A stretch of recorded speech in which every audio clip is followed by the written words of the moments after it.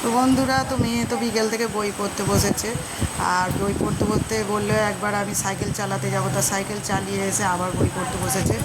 এদিকে দেখো দুটো ঝোঁটন বেঁধে দিয়েছি, নাহলে চুলগুলো খুব একটা বড় নয়, সামনের দিকে সব মুখেতে পড়ে বই পড়ার সময়, তাই চুলটা বেঁধে দিয়েছি।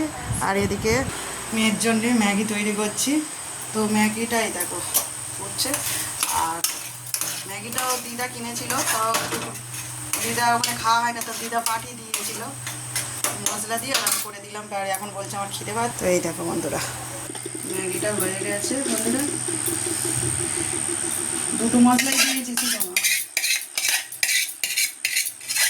ম্যাগি খেতে সীতামা খুব ভালোবাসে। ম্যাগির যে মশলাটা, এটাই বাচ্চাদের আকর্ষণ, খেতে ভালো লাগে।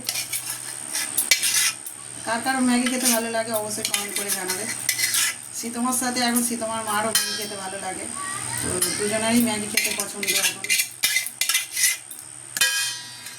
ম্যাগি রেডি বন্ধুরা।